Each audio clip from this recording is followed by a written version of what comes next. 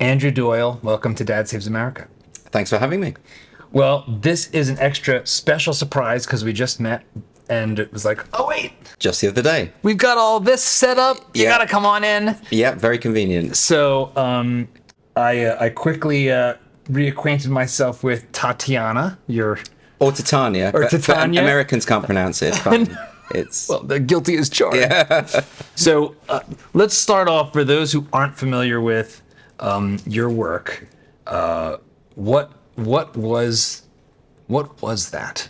That was just something I invented about 6 years ago to try an attempt, I suppose, to satirize woke culture at a time when it just didn't feel like comedians were touching it. So I was a bit annoyed at that. And also, I was just doing it to entertain myself. You had lots of people online, particularly Twitter, lots of social justice activists berating other people for their privilege, but they themselves were often quite rich. So that's why Titania is a rich white girl who, has everything handed to her on a plate, and she just wants to hector everyone else, and she would like to see any opinions that dissent from her own censored. She would like people to lose their jobs. So you're kind of standard social justice activist who sort of, I suppose, wants to achieve their goals through authoritarian means. That's what it is. All right, I'll keep this quick. If you like what you're hearing and want to hear more, don't forget to hit that like button and subscribe to the channel so you won't miss our new content as it comes out every week. And now, back to the conversation.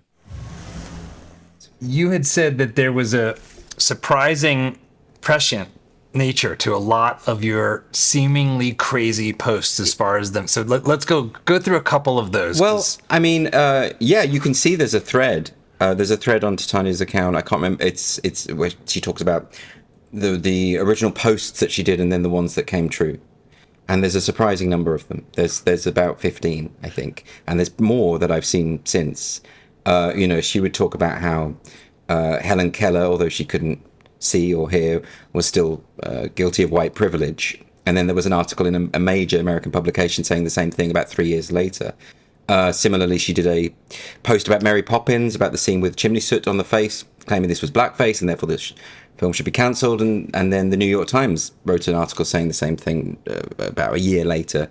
So it was as though the most extreme things, she said that babies shouldn't have gendered names on their birth certificates because they should wait until they're old enough to, or their sex indicated on their birth certificates, so they should wait and decide later on. And then that appeared in a major medical journal that we should dispense with biological sex designations on birth certificates. So it just takes a while because I guess the most, once you get your head inside the sort of intersectional, identity obsessed, critical social justice movement, when you sort of delve into how they think, you can kind of anticipate where they're going to go with it. And the other thing about them is they can problematize anything as racist. So at the moment, the countryside is racist. That's something they're saying in the UK at the moment, that our sort of meadows and fields are inherently exclusionary to black people. But I know black people who are happy to walk in a meadow. They're not prevented. What does that even mean? Are they what does that mean? I've heard the same thing that, hiking in the US is racist because not as many African Americans. I mean, it's as simple as that. Skiing's obviously racist. Well, the white snow, of course. If you're in the UK in an area like the Lake District, I suppose the majority population is white there. So most people walking about are going to be white. That's all it is. But they've interpreted that through the lens of DEI, through the lens of equity, and have said, well, this must be some kind of systemic racism. And of course, in the UK, whenever this is challenged, there's a big reaction. I blame you for this because it is an American phenomenon. The critical rate, you personally, because it is an American phenomenon. There was for instance, there was a study called the Commission for Race and Ethnic Disparities study in the UK, which forensically examined the notion of whether or not there was, in fact, some kind of systemic racism within the major educational institutions in the UK. It was looking at whether effectively education is rigged against minorities. And what it found is there is absolutely no evidence of that whatsoever. For instance, in the UK, children from Caribbean backgrounds tend to perform less well than white kids. But children from black African backgrounds perform better than white kids. So if this is a system of racism, it's very, very targeted. against a particular type of black individual. So obviously the evidence showed it just wasn't there. And the reason it's not there is because Britain is not a racist country. There is racism, there are racists. You will find that wherever you find human beings. But it's not generally a racist country insofar as to say something racist openly in the UK makes you something of a pariah. You know, we've reached that point. Yeah. It's so... this idea that it's some kind of hellish racist hellhole is simply not backed up by the data. But people got very angry about this. They started comparing the chair of the commission to Joseph Goebbels and the KKK. This, by the way, is...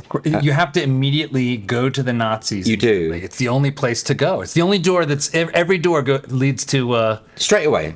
They're straight there. It's like, what's in this door? Hitler. And It's I like, would question the optics of calling a black man or comparing a black man to the KKK. You know, this is Tony Sewell, who was the head of the chair of the commission. You know, comparing him, a black guy, to the KKK, I think it's just, well, kind of racist. And it's also mostly white people doing this, mostly sort of privileged white people who are getting angry about it. So it just goes to show that these are the kind of things I was trying to satirize through her, but it just got worse and worse. I actually think it's much worse now than it was when I started. Yeah, so it's when did you start? Because I think the book came out. That you penned, was that woke? Was that 2018? That's like it feels like a whole lifetime. I know. The book came out in 2019 in March. I'd been tweeting at her for about a year, since April of 2018. So yeah, that's like 6 years ago, isn't it? And the book still feels, well, not just relevant, it feels like it's more relevant, which is horrible, because I kind of felt at the time this will be over in a couple of years. Yeah, there's been a lot of like exacerbated it. Are we at peak woke? What do you think? Everyone says that every now and then it just gets worse, doesn't it? So I don't know. I don't know the answer to that question. One of the things I was excited to talk about is, you know, you're a comic in the UK. It does seem like this gender ideology and the leading lights, if you can call them that, of it, are American. And it seems like the Anglosphere has adopted this nonsense most vigorously. Yeah. You know, Canada, nuts. Australia, New Zealand, nuts. Yeah. And you guys are arresting people for tweets. Yeah. So not great.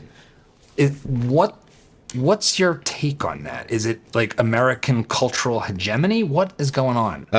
Peter Boghossian ties it to the English language. He says that the woke virus spreads much quicker when mediated through the language of English. I'm not 100% sure about that. I mean, it is interesting that some of the lexicon of the critical social justice movement doesn't get translated. So the book Woke by Titania McGrath, when it was translated into various other languages, they retained the word woke as the title, you know, even in places like Hungary and, you know, wherever it might be, Portugal or Spain or whatever. So he might have a point there. But I think there is something about cultures that have taken their freedoms for granted that enables this kind of thing to flourish, because I don't see, you know, anyone who's from an authoritarian state or somewhere that has experienced that kind of state oppression doesn't go out calling for restrictions on their free speech. I think in order to do that, you have to have taken it for granted. You have to be a bit pampered. You know, I think we're just, you know, that's our culture, isn't it? We are kind of, we've got nothing to complain about. It's never been better. I mean, the idea of free speech and freedom generally is so rare. It's a historical and global aberration. It doesn't normally happen. The fact that we have it is unusual in the grand scheme of things, right? And so I think it's very easy once you've grown up within that culture, once you've never experienced hardship, once you've never experienced people trying to take your freedom away, it's very easy to call. It's so you don't see it anymore. It's like that joke about the two fish in the water, and one says, "Oh, the water's lovely today," and the other fish says, "Well, what's water?" Because they can't see it. I think it was who was it who wrote Infinite Jest? Dave Foster Wallace. I think it was him who said that. But the idea there, you know, we are so used to freedom, we're saturated with freedom, that we don't see it anymore. And that's why you have kids on university campuses saying, please censor speech, please restrict us, please make sure we are protected from Halloween costumes. It's whatever it might be. You know, that comes from... Was it Yale? That was at Yale, yeah. Where they surrounded the professor and started berating and screaming at him because he wanted them to have their freedom. This is our home. We need this to be a safe space. You're my dad. They should have been kicked out straight away. It doesn't make sense to me why they weren't just expelled immediately. You can't shout at a member of staff in that way and bully them in that way, because that's exactly what it was. There is something about bureaucracy that seems to attract and reward cowardice. Okay. I don't know what I don't know if it's just like the way you like survival is success in a bureaucracy like a college administration where if I can just keep my head down and not lose my job, I'll eventually be the dean. Yeah, well, there is something to that. I think, particularly in the current culture, people don't like to rock the boat because of the dominance of the managerial class, HR, those kind of departments who are implementing these kind of EDI policies. If you stand up and say, actually, no, I don't want you doing that.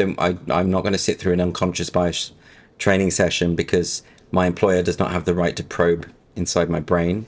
And also every single study into them shows that they're completely ineffective. So what's the point? If you raise that even to raise that objection, it just means you won't get promoted the next time there's an opportunity for promotion. Right. I used to be a school teacher, so I've got friends who are still in teaching, and they send me messages all the time. They send me screenshots of training sessions they are having to take, things that they're, books that they're having to teach, which are just dreadful books, but they tick certain diversity boxes, and unconscious bias training. Because one teacher friend sent me a message during an unconscious bias training session, and my feeling was, why don't you stand up and say, this is ridiculous, I'm not doing this anymore? And of course, if he did, he jeopardizes his career. So I understand what you mean by cowardice, but on the other hand, it's not trivial to lose your job. Oh no, for sure not. And I think that is a potential. I'm very privileged in this way. I can say what the hell I like. I can't get fired for these opinions. But if I was still a teacher, well, I wouldn't be. Let's say I wouldn't be escalating through the ranks very quickly, and I might even lose my job probably. What grade, what subject did you teach? English literature. Well, I was actually a part-time lecturer at Oxford when I was doing my doctorate, and I was going into academia, and then I decided not to do that and go to stand-up instead, which is ridiculous. What was the trigger of this? You're in academia, you're in Oxford, you're getting your doctorate, and you're like, nah. There's a few things. I had a supervisor called Robin Robbins who was one of those old dons at Oxford, and he had the big room with the massive old books and the leather armchairs and everything. And he said to me, just whatever you do, don't become an academic, because you'll end up running around as an old man, running around the quad, screaming, why have I wasted my life? So he was quite blunt about that. And that was him? He was like, I'm saying because I wasted my life. Yeah, he was basically saying... I'm a miserable person. Well, he wasn't really, but he'd spent when I met him, he'd been working for almost 20 years on an edition of John Donne's poetry. So, that's proper academia. You focus on one thing for a long time and you get it done. Prior to that, he'd spent 20 years working on Thomas Brown's Pseudodoxia Epidemica, big 2-volume edition. It's a definitive edition. And if you look at his edition of John Donne, it is definitive. It's 2 huge volumes. One of the notes are copious. Every possible aspect is chased, but it takes decades of work to do that kind of thing. And he said it drives you mad. And I also realized, because I was working a lot with early modern manuscripts, I learned how to read 16th century handwriting, working on the manuscripts at the Bodleian Library. And there's a particular area of the Bodleian Library in Oxford called the Duke Humphreys Room. And you might have seen it if you've ever seen the Harry Potter films. It's the library in the Harry Potter films where they have the books chained. So magnificent space. Well, yeah, but also bleak and shadowy and difficult to get a seat near to the sunlight and full of doddery people who've driven themselves mad through the dust of knowledge, and and you realize that actually I'm going to get rickets in here. I'm not going to get any vitamin D. If you're just doing that, and I didn't want that. And I was also at the time doing stand up in London, and so that was appealing to me more. So I moved to London. I was putting on plays in a pub theatre. An elderly woman came to see the plays, liked them, and she invited me to live with her for free so that I could write. So she sort of fulfilled the function of a patron. But I had no money at all, and I was. And then when I ran out of money, I thought, well, I'm not qualified for anything. I've got a doctorate in Renaissance poetry. I can't do anything with that. So I became a school teacher. That was the only thing I could think to do. That, were you a good teacher? Depends on who you ask. I think I was a good teacher for the very smart kids. So I was very good at pushing them further and that kind of thing. I was a very bad teacher for the thick kids, the kids who weren't very bright. I don't mean to be mean, but it's a fact. And because I would run out of patience, I didn't have the patience. I remember trying to explain the use of apostrophes to one boy for about 20 minutes. And he said, I don't understand what you mean. And I actually said to him, I've done all I can. This is so easy that if you can't get it at this point, you will never get it. Now, a teacher should never say that. So I was clearly not right for that job. You know, I should have been far more probably patient. not. You know, but it does aggravate me. I mean, apostrophes aggravate me. You know, adults can't use apostrophes. It takes you 5 minutes. Just Google it. There's a few basic rules. It's so easy. There's no excuse. They should be in prison. How very English of you. Yeah. Well, you know, I think I've got a point. Fair enough. Why? So you called yourself a liberal. How do you describe your philosophy? Okay. It's complicated, isn't it? Because in America, liberal means something different. Well, I mean, I think to Americans, they see liberal as synonymous with left wing or Democrat.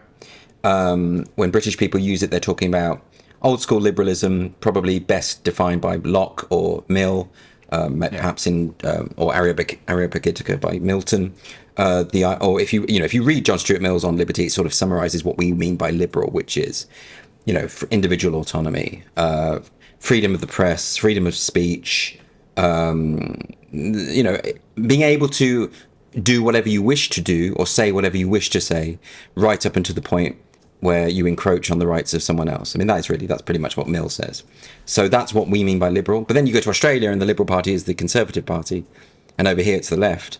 So right. it's so I think there is a lot of confusion about it. You know, whenever I post about liberalism online, I often get Americans assuming I mean left wing and getting angry about it. And so every time you have to explain what you actually mean by liberal. So it's a definitional quagmire, isn't it? It is. I mean, I think today in America, the easiest word to use, we're here in Las Vegas for Freedom Fest, would be libertarian. Yes. But then but that's also got some things that are maybe not quite the same as classical liberal. No, I mean, it's like a subset, perhaps. In Britain, when you think of libertarian, you think of economics more than anything. Yeah, I don't even know if that is particularly satisfactory. I'm going to still use liberalism. I'm just going to be very clear about my definition when I use it. I think that's probably the best way. I mean, I think one way to think about it is towards a free and open society, which I know actually is like the name of, I think that's the name of George Soros's foundation, the free and open society. So there's no words that can't be captured and contorted to suit whatever we want. So you can't just dispense with the word simply because they've been problematized, you know? I mean, this is what the woke do. You know, they even, you know, they self-described as woke, and then they decided, you know, around 2018 that anyone using the word woke was using it as a snarl word. It was an invention of the right to attack their worldview, even though 10 minutes ago they were using it about themselves. You know, and they just sort of change the meaning of words, redefining words as they go along and denying that they're doing so. Sort of an elaborate form of gaslighting. One of the things that I've always found interesting, at least in American politics, is both sides, to the extent there's two, which there isn't two, but, you know, there is leanings in their political camps, will say the same things about their deficiencies. Right. That, like, no matter which side it is, you will hear the same complaint when you're among friends. We aren't doing a good job getting our message out there. We're so disorganized. The other side is so disciplined. Yeah. You know, both sides say this. I've seen it in both instances. Does that play out in the UK in the same way? The sort of the way the sort of partisan politics, or are they more? Is it different?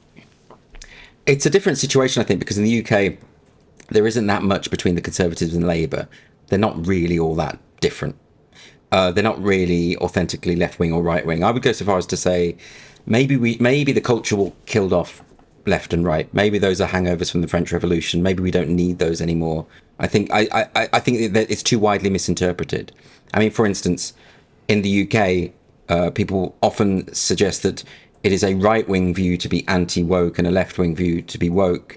And yet, all of the worst excesses of the woke movement over the past 12 years have been presided over by conservatives, by the right. This has all happened under their watch. Yeah. This is a movement that infects left and right. It's if you're seeing this in terms of left and right, you aren't seeing it. I think that's the point. So I would say there's still a place for party politics if there could be some kind of authenticity to that politics. You know, if the Conservatives were actually conservative, they would not, for instance, have been responsible for the levels of mass migration into the UK that they have been, even though in their manifesto they said they were going to reduce the numbers. They've done far more things regarding that than any other party has ever done. The left, similarly, if Labour were genuinely a left-wing body, they would be more supportive of the working classes. Labour has become an irredeemably middle-class political party, but it's called Labour. So the clue's in the name. And then we have another party called the Liberal Democrats, who are neither liberal nor democratic. They were explicitly trying to overturn the 2016 Brexit vote. In fact, their leader, Nick Clegg, who now works for Facebook, actually wrote a book called How to Stop Brexit. Why not call that How to Stop Democracy? Because that's effectively what he was talking about. And yet he hailed from the Liberal Democrats. So when you have political parties who claim to be one thing but they're nothing of the kind, and it just becomes a kind of amorphous blob, which means that everyone's pretty much politically homeless at this point. I mean, for me, I don't support any of them. The closest I have in my country is a party called the SDP. But I've heard of the SDP, but that's not. Well, yeah, what is that party? Yeah, well, they're social democrats. They believe in. I suppose, how would you describe them? They're quite economically left-wing and they're quite socially conservative, which is quite a traditional thing for those on the left. If you go back to George Orwell, for instance, right? If you read, well, The Lion and the Unicorn, for instance, or even some aspects of The Road to Wigan Pier, he's obviously got a very social conservative worldview, but he's also very, very much on the left. He's also willing to criticise tyranny on the left, as he did in Animal Farm. So that he had a blind spot that maybe he didn't. Orwell's so interesting in that he had diagnosed the true evil nature of authoritarianism so effectively, so presciently, and yet he still would call himself a socialist. Yes, but again, this is definitional problems, isn't it? Yeah. Well, I mean, yeah, you're right. He was so on it with Animal Farm. I mean, to the extent that they wouldn't publish it at first. It took a year for it to get published because they said, we're at war at the moment. You're having a go at our allies, and it's quite explicit. Yeah, I was, because I live quite near to where he lived in England, and during the pandemic, actually, I used to go for walks in the country, and there was a particular village I used to walk to, and I didn't realise until afterwards that I was walking to Orwell's house, the house that he lived in that village, and then walking back, but I hadn't noticed the blue plaque on the wall. I didn't realise, and I didn't realise that just where I was walking to, there's a place called Manor Farm, which is of course the farm from Animal Farm, and he was writing that book while he was living there. None of this I didn't connect until ages later. Amazing, actually. It's kind of amazing, yeah. But he was hitting on a number of things. I mean, I think one of the best things people can do is read his essays. I think they are tremendous, and they're not just obviously relating to politics, although he had a particular bugbear about tyranny. He also had a particular bugbear about the use of language, journalistic language, the way the middle class elites misuse language. He was also very good on literature. He's got a fantastic essay about Dickens. I think he's wrong about art. He used to say that all art is propaganda, and I think that's actually wrong, but I think he makes a persuasive case for it. But yeah, he was wonderful at diagnosing, because he'd seen it. He fought the fascists. He had a bullet through the throat doing so. He was there, so he knows what fascism is. That's a great start. In fact, he's got an essay where he bewails the fact that people don't understand what fascism means, and it's a kind of catch-all term that can be thrown about promiscuously. It's almost, I mean, that could be written. That sentence could be written today. But even back then, people didn't really know what it was. He had a real handle on tyranny, and he understood that the tyrannical impulse is not party political. There is something about the human instinct, I think, and this also, I think, explains the success of the woke movement. I think there's something about humanity that lends ourselves instinctively to authoritarianism, which means that I think in every successive generation you have to resist it. You have to restate the case for freedom, because, and it's also suggestive of the significance of civilization. I think what we mean by civilization is that sort of patina we construct, that scaffolding that we produce to resist those tyrannical impulses.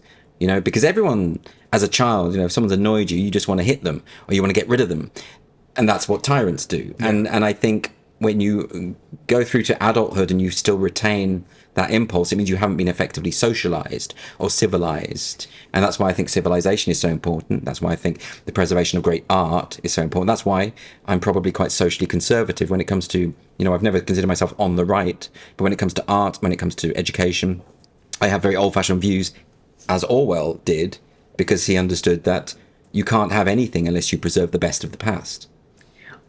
How do you understand, both from Orwell, but also for yourself, what fascism actually means? Because the one thing about the history of that, in my limited attempts to understand it, is that you have a couple different threads, one of which being Mussolini and his attempt to articulate it, and his articulation, which actually got the New Dealers and FDR quite excited. They liked it. The FDR was properly understood as a kind of Mussolini fascist. Yes. You know, the mixing of big government and big corporate power, corporatism, dirigista, sort of this heavy hand of the state in private affairs, even if it's nominally private, but it's like, you know, like our healthcare system is definitionally a fascist healthcare system. And the efficiency of it. You know, I mean, at the time, there was that famous phrase, they get the trains to run on time, you know. Right. You know, so there's no... We've lost whatever efficiency there was to be had at some point. We've long ago gotten past that. But how do you understand what fascism is? Yeah, well, I suppose yes, and I understand that it is complicated, but I think you reduce it to its basics, right? You reduce it to what Mussolini and Hitler had in common, which is the idea of suppressing political opposition through paramilitary means, through violence, suppressing free speech and freedom of the press, which of course is the first thing that the Nazis did when they came to power. And those are, I think, the key, and in enforcing your worldview onto the populace.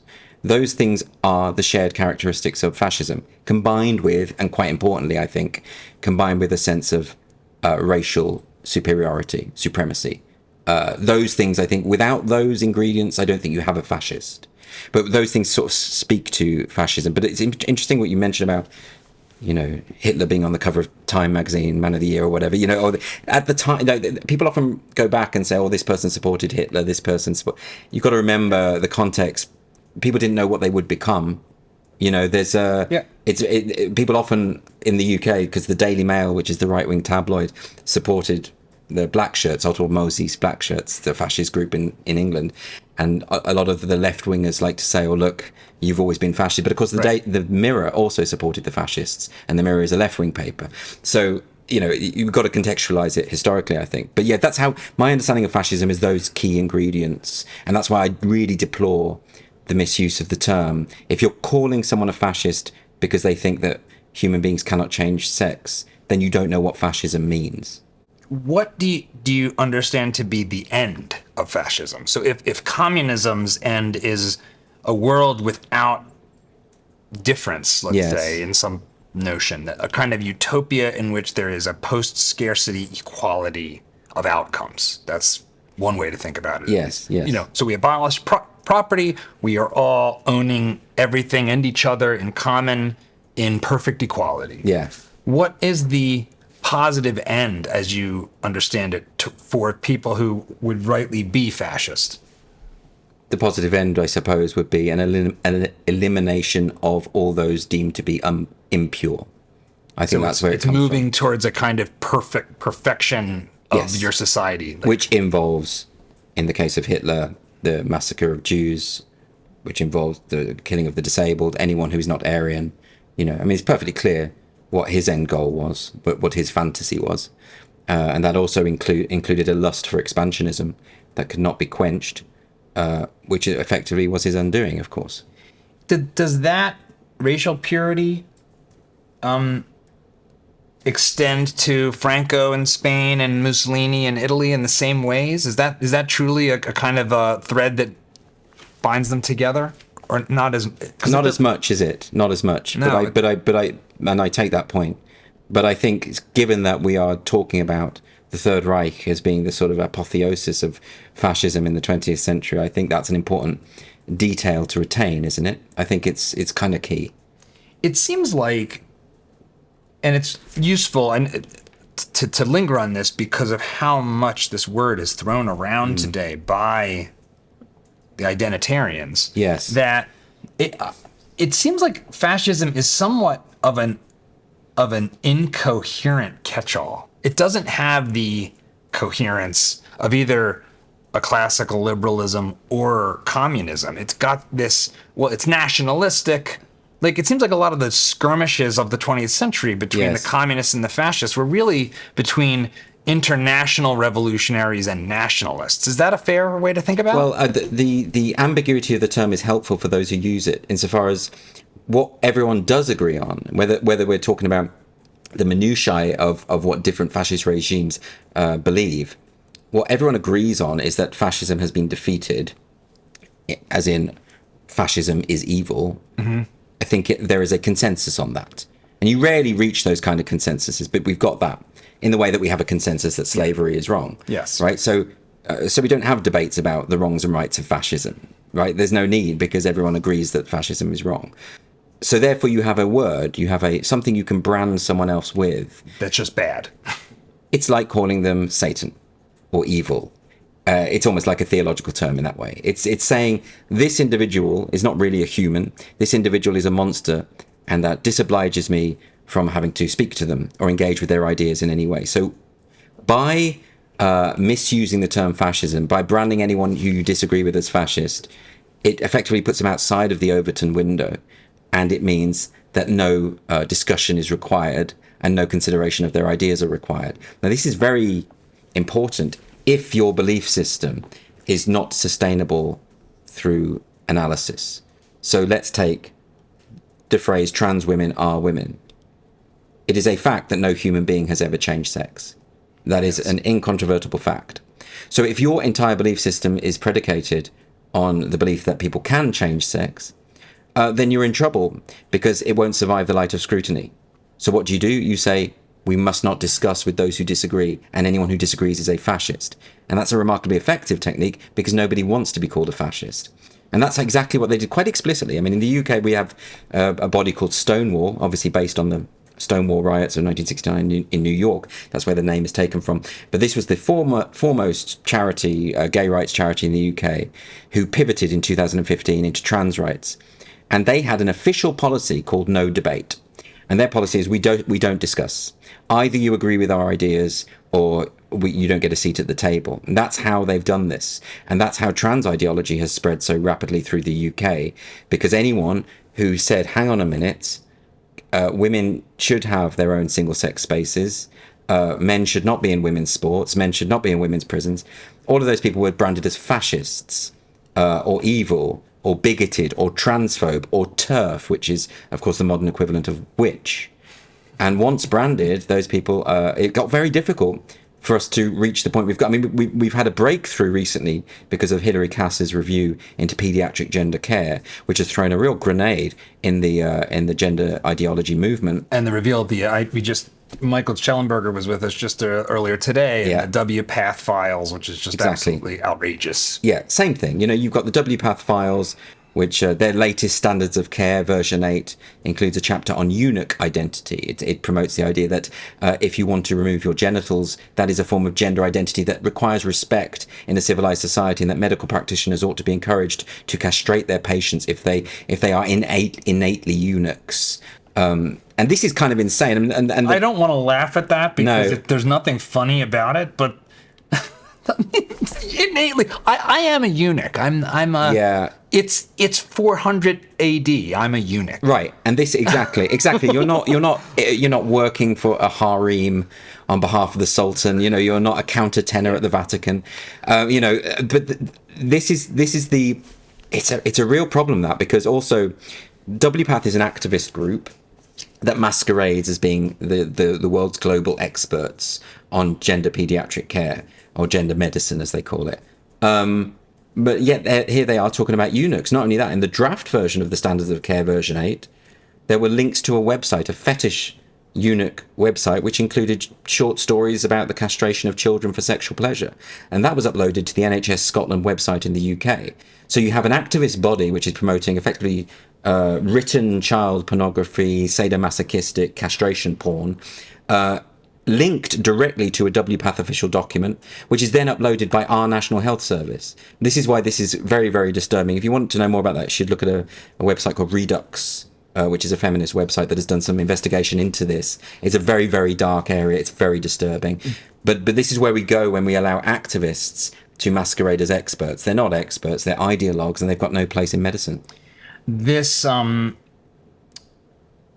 is what I guess Peter Boghossian and maybe others have called like idea smuggling. Sort of you take this ridiculous stuff, but you put it through a accreditation body, which you actually happen to have created yourself, sort of. And so off you go, and criminal dollars come out squeaky clean and ready for use. Peter's talked about this. He calls it idea laundering. And we've all seen it happen. If you have any familiarity with academe, with how these journals exist. So for instance, fat studies is a great example, because fat studies, actually most of the things came from America, and actually fat studies came from Britain. It was British academics who did this, which is odd because there's more of an obesity problem over here. But nevertheless, they wanted to promote the idea that being obese, being morbidly obese, that there was no connection between that and poor health, right? I mean, for God's sake, there's a connection between that and not being able to walk up the stairs. So we can all see that there's a problem. The diabetes and heart disease trends are mere coincidences because of sunspots and climate change. Well, they say that because the medical profession is so sort of imbued systemically with anti-fat prejudice, that's why this lie that diabetes and cancer is connected to obesity is promoted. I think they are right in that medicine is against you being overweight. Yeah, it is. Because of health, because that's definitionally what it's trying to do. So I guess there's a certain logic underneath the surface. Yeah, exactly. Titania used to talk about how fat shaming was evil, and there would be no bullying amongst kids if you just overfed your children and made them all fat, and that would be one way to combat it. This is something that, I mean, but this point about idea laundering, I think it's important because we all know that that's nonsense. But what you can do is you set up a journal called Fat Studies, you get some PhDs to write articles, and they all cite each other, so it gives this illusion of incontrovertibility, that this expert said it, this expert said, but they're just citing each other. Now, I noticed this a long time ago.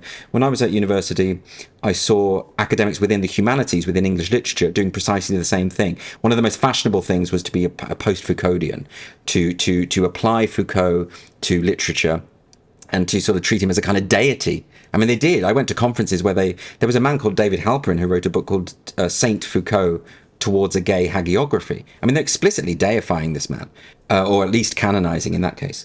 But what I noticed is that all these academics, the same names would crop up again and again. David Halperin, Eve Kosofsky-Sedgwick, whoever it might be, quoting each other, building up this straw man, this sort of wicker man of nonsense, and pretending that it was real. They all had this thing about how homosexuality didn't exist before the word was invented, and that's straight from Foucault's History of Sexuality. The idea. What does that even mean? Well, because for the postmodern mindset, our understanding of language our understanding of reality is entirely mediated through language and constructed by language. I mean, Foucault didn't say that language creates reality, but he said that our understanding of it was constructed that way, which is why, of course, today the woke activists want to control language. They think if they control the way you speak, they can control reality, reshape reality. 2 + 2 = 5, for instance. They say words are violence. They say, and silence is violence. So you can't win. So these academics were doing a similar thing. They were creating this question of, well, let's take that, the word homosexual, which is a Latin Greek compound which came into popularity in the medical discourses of the late 19th century, and before then you didn't really have a designation for people who were exclusively same-sex attracted, and this sort of had the effect of pathologizing it and saying this is a thing. But of course there were people who were exclusively attracted to their own sex in existence before that, centuries before that. Well, they've always been there. In fact, there's a poet who I studied called Richard Barnfield, a contemporary of Shakespeare, who was obviously gay, just wrote love sonnets to another man. It's very clear. Shakespeare wrote love sonnets to a man as well. He was probably bisexual, if we take the sonnets as evidence of that. Shall I Compare Thee to a Summer's Day is his most famous poem, but that's written from one man to another. That's a gay poem. So the idea that these individuals weren't same-sex attracted because they didn't have a word to describe it is like saying that alcoholism didn't exist until the word existed. It's like saying electricity didn't exist until we had a word for it. It doesn't make any sense. So if you don't know the word table, this isn't even really here. It's not here. Just I don't know what it is. My hand can go right through it. Exactly. So it's a nonsense. And one of the great minds who was challenging this back then in the 90s was Camille Paglia, Yes. who wrote a very good essay on this called Junk Bonds and Corporate Raiders, which I think was meant to be a review of one of David Halperin's books, but it ended up effectively being a takedown of academia. It was basically saying, look at all these people quoting each other for their shoddy books. They know nothing. They don't read. They don't read the text they ought to read. They just theorize and read about Foucault. Some of them don't even read Foucault. They just read about him. So there was always a fraudulence built into the humanities, particularly when it comes to English literature. And I think that because that's my background, I'm quite alert to that fraudulence, and I know it when I see it. And I've seen a lot of it from the woke activists. I'm gonna zigzag a little bit, but it's towards an end. Okay. You were raised Catholic, is that right? Yeah. Do you still consider yourself a Catholic? Yeah, it's built in. I mean, I'm from a Northern Irish family. I went to a convent school. Those things do not leave you. You're gay. Yes. You've written an article condemning Pride Month. I've got a couple quotes from it. Okay. That Are these going to be gotchas? no, they're not gotchas. The evil they're things you've said. Yes, no. My intention, in part, in this conversation is to air some of my own things that should get me canceled. Okay. But the article's powerful and educational, and everyone should read it, because as someone who's not gay and hasn't spent a lot of time on the history of the gay rights movement, I learned a bunch of stuff. Right. Okay. But I'm going to read an extended piece just for a bit, because I think it's really interesting. Pride has transformed from an important act of resistance into a month-long orgy of corporatism and virtue signaling, full of heterosexuals desperate to identify themselves into an oppressed group with the help of trans ideology.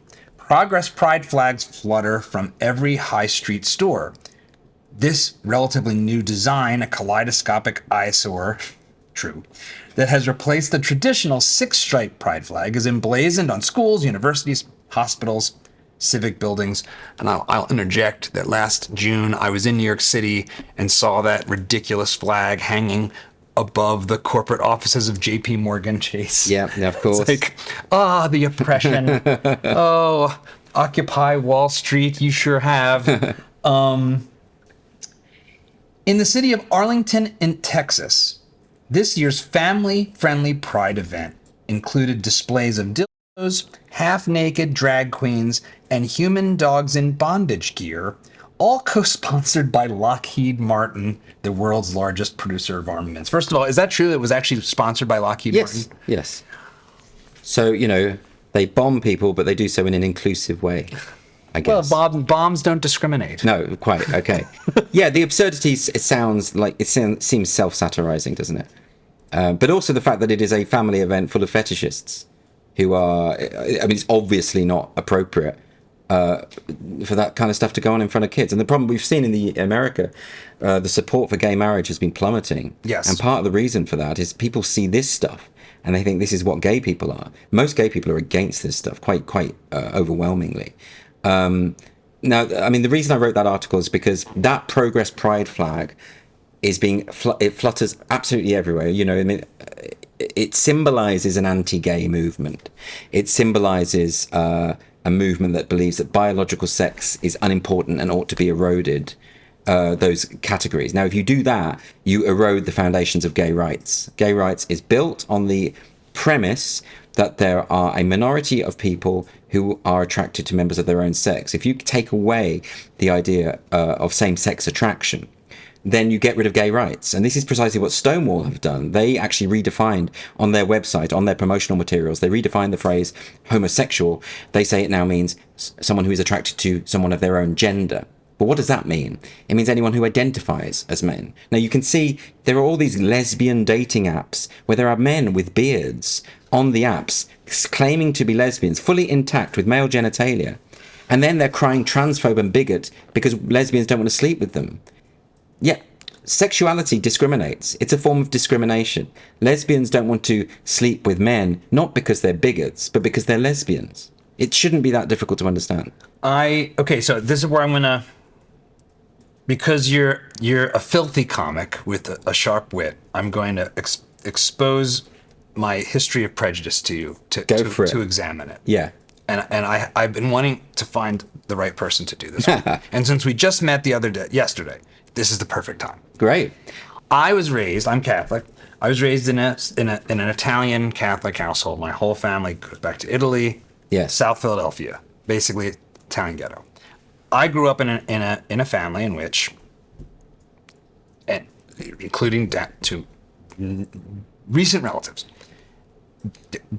gay is psychological disorder. This is a bunch of weirdo stuff. Yeah. And this is all just sin and terrible. Yeah. That is how I was raised. And so I adopted that as a belief until I got out of college, started working in New York City, met and worked with and befriended and came to love and respect gay people. And I honestly grew up with a certain amount of just genuine disgust. Yeah. As a heterosexual man, this makes me uncomfortable. If I find out, if I went to college and somebody reveals they're gay and it's like, are they coming on to me? Am I, all that stuff. Yeah. All that stuff is there. Yeah. And I've gone through this journey of coming to love and appreciate and understand that my cousin who's gay didn't choose to be gay. He's gay. He deserves to have a happy life. And now I'm starting to feel myself pulled into a wary posture. Yeah. Because of the insanity you're talking about. Yes. And starting to say, was gay marriage a mistake? Yeah. Was this the dam breaking and all the concerns of slippery slope? It was like, here in the States, there's a conservative Christian Republican politician, Rick Santorum, who really was out there at the time being like, we do this, and next thing you know, there's going to be people saying I should be able to marry my dog. Yeah. And he was absolutely excoriated as a knuckle-dragging, Neanderthal, bigoted, fascist, demon, evil, horrible person. Yeah. In your article, there are pictures of people in dog costumes walking down the street for Pride Month. Yeah. Help me out. Where to begin? No, I mean, is it a mistake? Did we? Okay. I think You're Catholic too. Catholic Church doesn't recognize gay marriage. I'm not saying convince me gay marriage is good. Help me out with, as someone who sees himself as a liberal, open-minded person that wants to love you as a fellow man, and wants you to be happy. And if I had a gay child, I would want them to have a happy life. Yeah, there's so much there. But I'm there. disequilibrated by everything that's happening. Well, sure. Well, firstly, the sense you have of uncertainty and that this is something that is not normal and all that kind of thing those are completely natural. I mean, I think the reason why hostility towards gay people will always exist is because it is the minority sexuality, and actually, pretty much everyone is at least, if not disgusted, then put off by sexual activities which they do not find appealing. So gay people will find heterosexual sex to be disgusting. Some people, or they'll find it at least a bit icky. Those feelings are perfectly normal because it's about sexuality, as I say, is a discriminator. It's something that people, have in them for whatever reason. Catholic Church, of course, are right to say marriage is heterosexual because this is an ancient religious tradition. That should, I think, be separated from civil marriage, from the idea if the state is going to allow its citizens to marry and have a contract, which is effectively a social contract between two people, then it's a no-brainer to me that should be offered to absolutely everyone. But that's not the same. That's not to say that religious bodies ought to be forced into doing the same thing. I think those two things are different. Yeah, I was for, even at the time, I was always for what at here was referred to as civil unions. Even George W. Bush, he was saying we should be right the legal equivalent of marriage, but not technically call it marriage. It was be civil. But it doesn't bother me if they call it marriage. I mean, if it is a civil thing, then it's got nothing to do with the church anyway. They can carry on doing their heterosexual marriages and make it exclusively so. That's their right. So I don't think that's a problem. The Catechism, as you know, doesn't say that being gay is a sin. It says that sexual acts are sinful, but of course it says that about all sexual acts out of wedlock, so that would apply to heterosexuals as well. Right.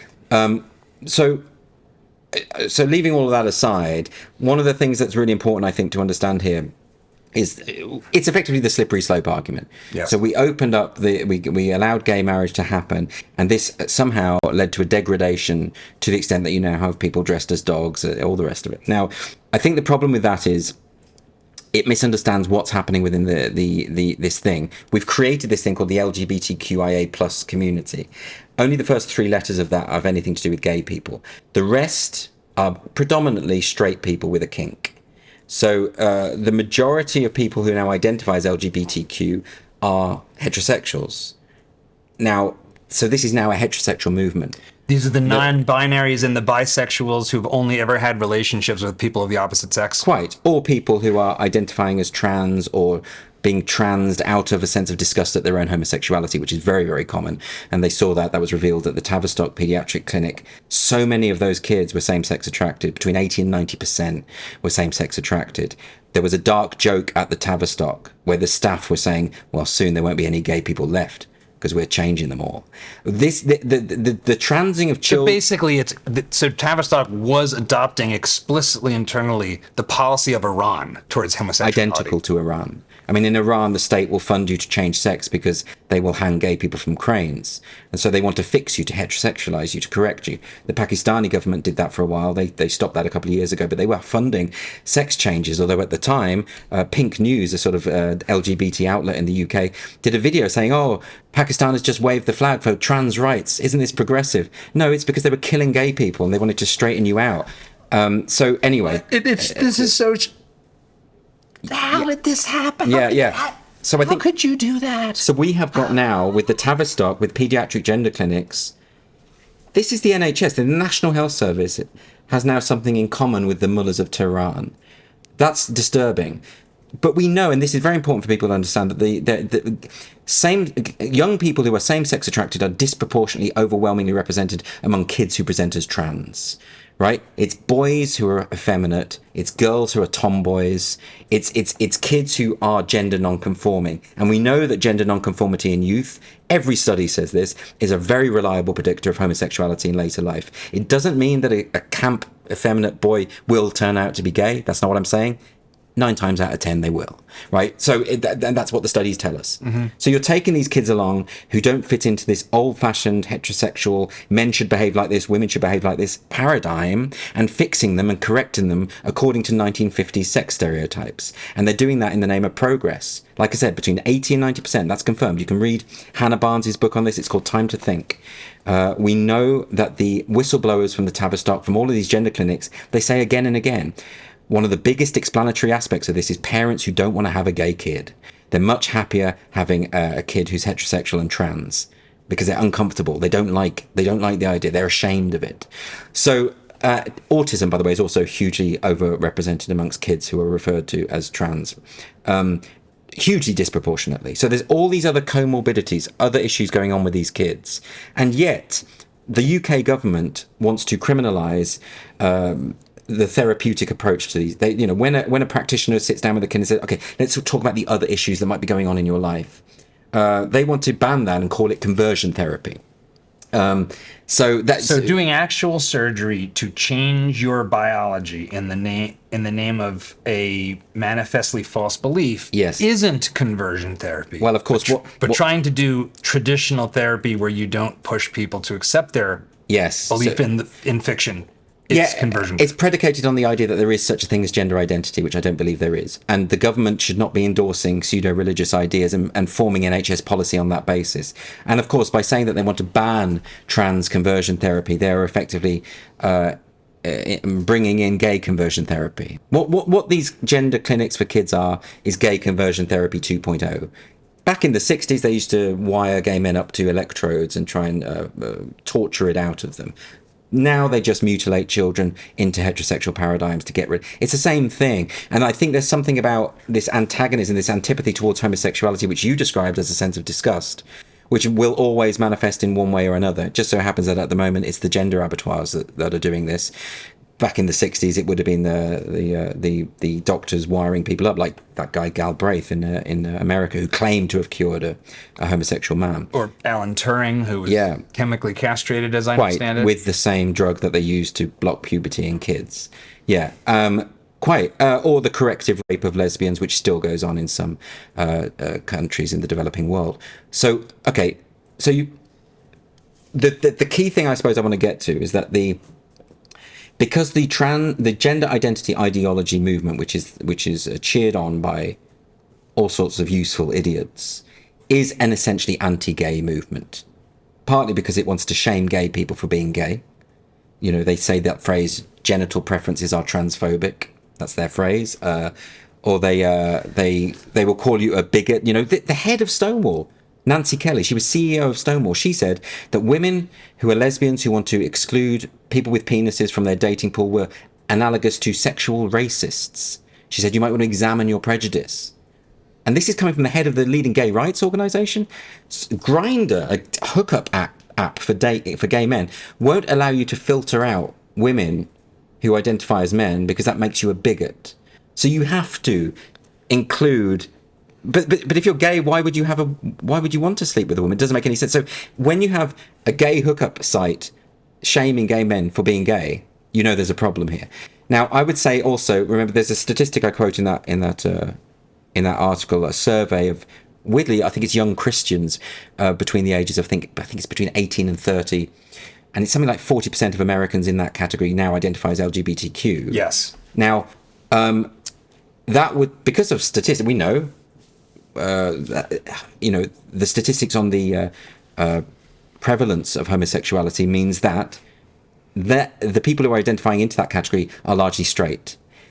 Within that LGBTQ bracket, now we know it's mostly straight people.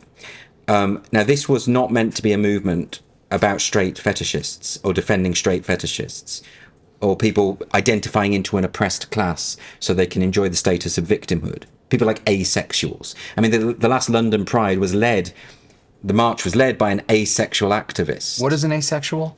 One who doesn't want to have sex. How's that interesting? It's not interesting. How's that interesting? Right, it's not interesting, it's not important. I guess it's like a eunuch, but without taking the knife to your stuff. Well, or something. I guess, but no one's ever been burnt at the stake for not wanting to have sex. They don't share a history of oppression that is akin to the oppression of gay individuals or gay men in particular.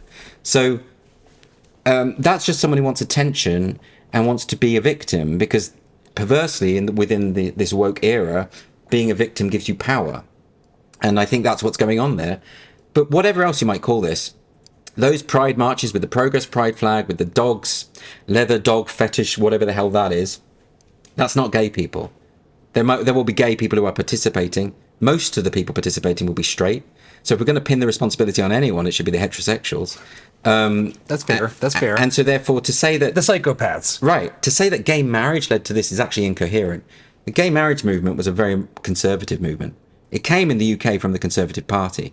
It's the idea that gay people should be normalised in society. It's actually why a lot of gay activists opposed gay marriage. Because they said, look, we're outside of this heteronormative bubble, They didn't want that. They didn't want to be the same. But of course, a conservative gay person does want to be the same, wants to be treated exactly the same. So it doesn't surprise me that it's largely right-leaning parties that were promoting gay marriage. That actually is the opposite of what the fetishists are doing with Pride. That's the opposite of twerking in front of a child for money. That's because that's having a committed relationship. It's exactly right. So to say that the one led to the other is actually to get it completely 100% backwards. I think the reason why there's a problem within Pride now is because it no longer represents gay people. It represents the LGBTQIA plus society, whatever that is, or LGBTQIA2S. You can add as many numbers and letters as you want. It'll be the whole alphabet and all of numerology. Which is antagonistic to gay rights. In Cardiff, at a Pride march, lesbians were escorted away by police because they were holding a sign saying lesbians don't like penises.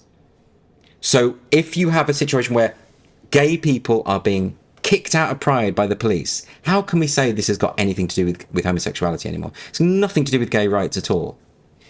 I think the discomfort that has emerged out of this is perhaps that you're a heterodox voice, and that what has happened, I don't know how to think about this really in a robust way. There's something that is emergent called culture and norms, right? Yeah. I think that's true. They're a weird thing. They're not like even a thing. They're a meta thing. And there seems to be a tendency towards shift. Yeah. And that, I think, is the sense in which I have become, and I'm obviously not alone, because as you said, even Gen Z is now becoming reactionary against gay marriage. Yeah. Now, I've had half the places I've lived now I've had neighbors who've been gay couples for basically my entire like post-college life. Yeah. It's never caused me extreme levels of discomfort or anything. My son grew up with neighbors who were gay couples. I never worried like he's going to be made into a gay. No, it doesn't work that way. Exposed to Carl next door. Yeah. Like that was never a thing I was worried about. Even if my ignorance as a child maybe thought that would, but I grew up. But there is this more cultural thing about, well, now we've degraded this thing that was sacred of marriage. Yeah. And shifted it, expanded it to include this naturally procreative relationship. And so why can't it now keep expanding? And isn't that expansionism has something to do with where we are in this confusion of our times now? I think you have to question the causality there. How do you get from gay marriage or expanding marriage, at least on a civil basis, to anyone who wants to have any adult who wants to commit to another adult? How do you get from that to the toleration of abusive and fetishistic practices around children? Because the one actually is completely distinct from the other. I don't see on pride parades a celebration of gay marriage. I don't see any of that. No, that's true. It's got nothing to do with it. In fact, it's obverse, isn't it? It's about the idea of a sexual free-for-all akin to the 1960s free love movement.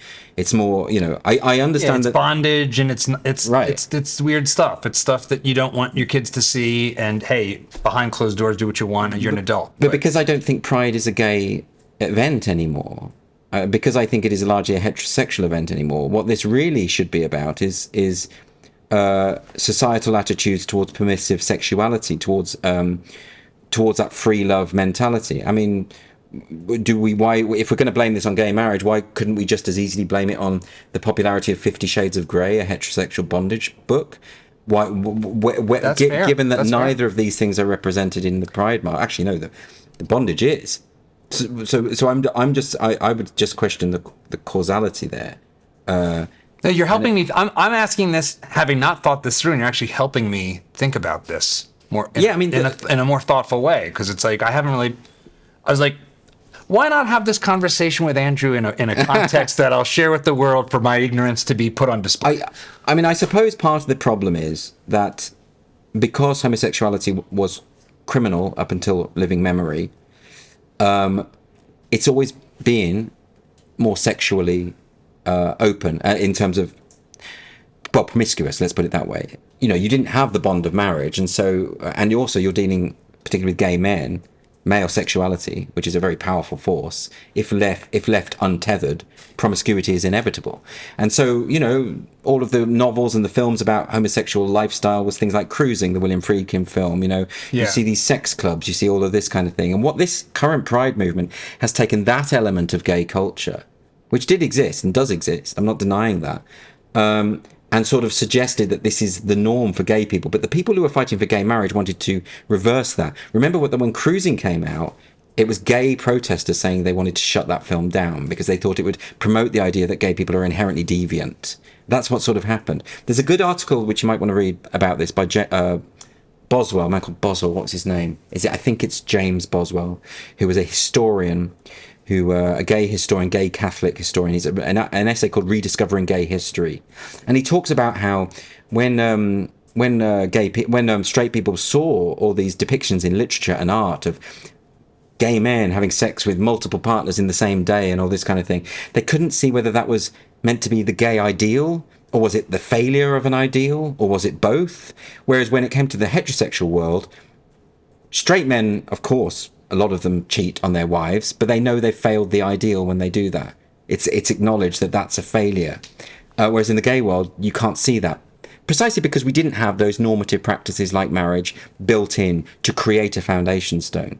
You know, so I think, so the problem... Well, this was how I understood and supported, and I suppose perhaps still support, but I am questioning, and that's what this conversation now is about for the moment, which is I was in favor of gay marriage when it happened. Yeah. Here, I mean, here in the States, it was through a Supreme Court decision, which was a little weird.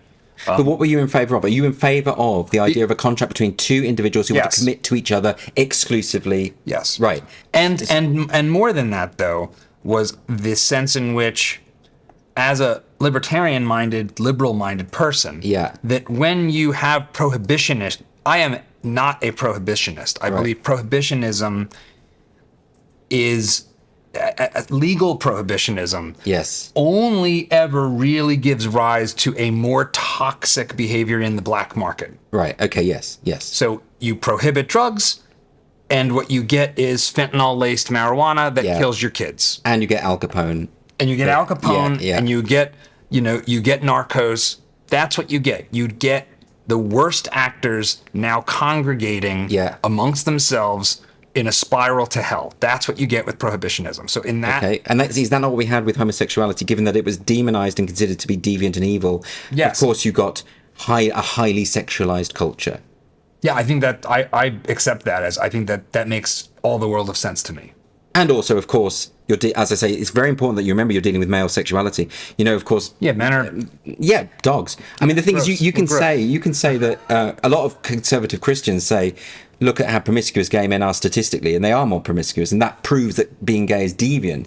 But lesbians are far less promiscuous than heterosexuals. So by their own logic, they think lesbianism is the ideal. But I don't think they actually think that, do they? So, it's to do with men and women. That's really the difference. But so I would be interested to know how in your mind you get from that, from your support for gay marriage, the idea of creating or normalizing, shall we say, homosexual respectability and commitment and family, why you see that as being a gateway to the fetishists and the exhibitionists. Well, I don't want to overstate it. I'm not saying I do. I'm saying that But you're sensing that. It has like reawakened a concern and a worry that, and maybe part of it might be that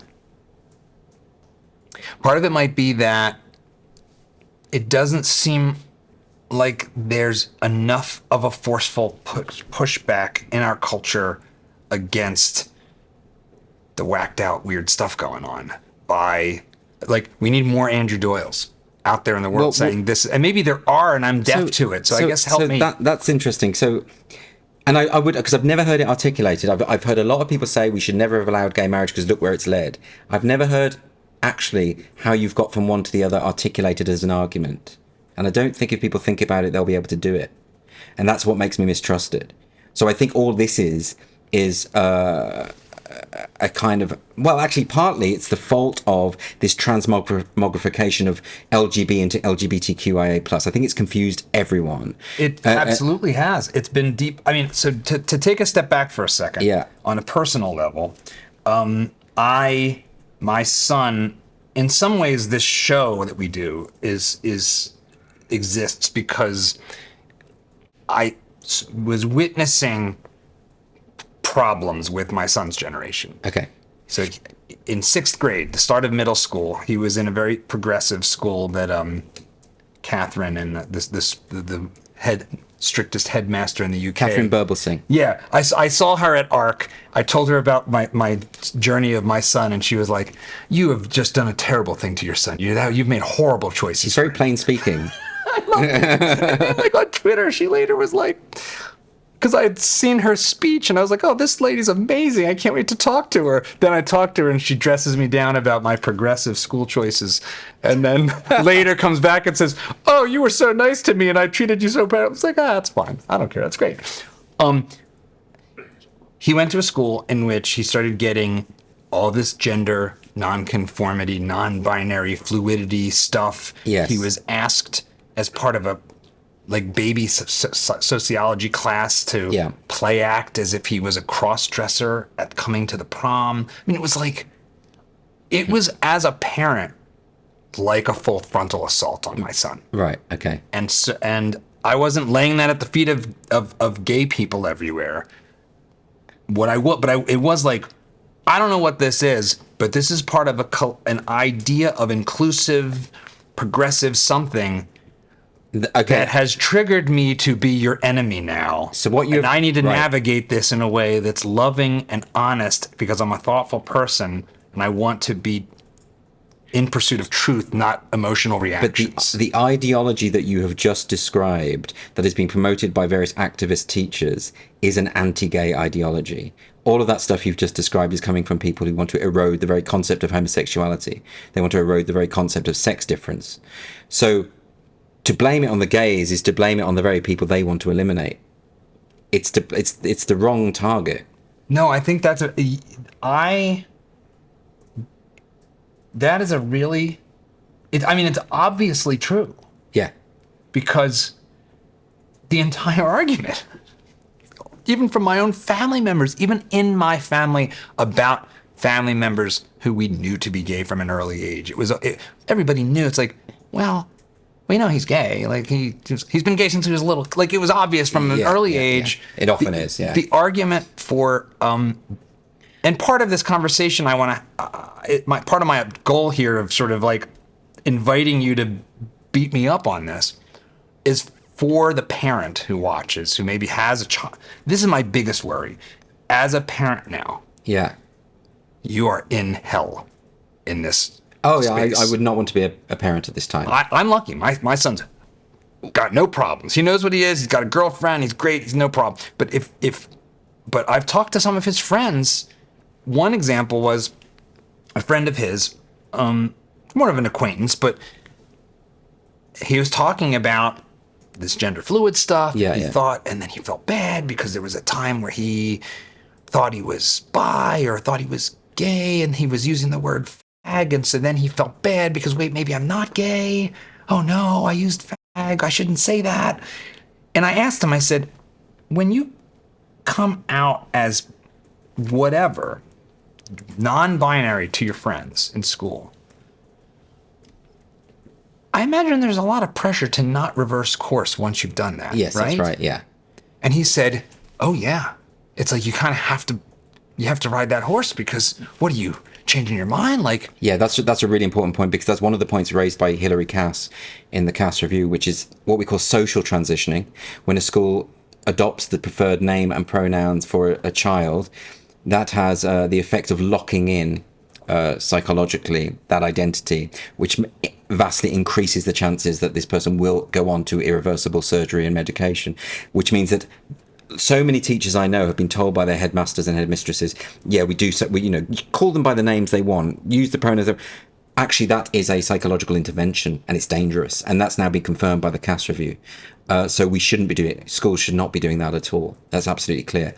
But it's particularly, as I say, disproportionately affecting gay people who are going to grow up to be gay. It's fixing and correcting Iran-style gay kids. So therefore, and that I think people, and if you want some encouragement on this, when I posted that article, when I posted the video version of the article, there are hundreds of comments, quote tweets, and it's all from gay people saying this is how I think. There are so many gay people. I don't know any gay people who support gender identity ideology as a concept because they recognize that it is antagonistic to their interests. So, given that, and I know there are prominent gay celebrities who are waving the flag for this nonsense, who, by the way, do not understand what it is they're waving the flag for. They see it as a continuation. In the same way that people make the mistake of thinking that critical race theory is a continuation from Martin Luther King's civil rights work, when it's a direct antithesis to it. It's a very explicit, like in black and white refutation of it. Exactly. But the reason why it's gained such a foothold is because people assume it's the same thing. And similarly, people are assuming that Pride in its current manifestation and the Progress Pride flag is a continuation of the Civil Rights March, Stonewall 1969, the Gay Liberation Front. It's not. It's antithetical. Think of it in that terms, in that analogy with critical race theory. Maybe that'll make people understand that they're being gulled into thinking it's one and the same thing, and it's so the opposite. This is a movement that wants to eradicate homosexuality, that wants to medicalize gay kids so that they fit into a straight paradigm. How is that anything other than anti-gay? I mean, if that's not homophobic, I don't like using the word homophobic because I think it pathologizes a different opinion. But if that's not homophobic, to actually surgically correct people if they're gay, then what is? I don't think I've heard anyone else quite articulate it in that way to me. And it's really powerful. Is it not? So what is I don't like these terms community in general. No. I imagine you don't either. No, of course not. It doesn't exist. Because what are you talking about? Do you go to a meeting and you know all the people? Like communities outside. You get a gay card or something, yeah. It's like, the black community. It's like, which black community? Right. Well, it's a way to sort of homogenize everyone, sort of suggest that all black people think this way and all gay people think this way. And it's, obviously it's a nonsense. So what are gay people to do about the hijacking and the absorption, like a blob of psychosis and psychopathy that has taken place, so that someone like me, you've helped me in this conversation clarify thinking that, and I'm going to live with this for a while, because it's not been something where I'm suddenly like anti-gay. That's not what's happened, but it has just become the playing field has gotten really weird. Yeah. I need to understand this, or I want to understand it to communicate with my son about what's happening. Yeah. And what who to trust about these things in a world where he has friends who've struggled with gender identity or whatever. It's like, what is that? Well, we have to have an open conversation about that for a start. What do people mean by gender identity? I've never had a satisfactory answer to that question. I've asked a trans campaigner on my show in England, what do you mean by gender identity? And this individual said it's an essence of male or female. They're talking about souls. It's a pseudo-religious idea. All sorts of trans activists have said this, something like a subconscious soul, subconscious sex. No, that's not real. That's not a thing.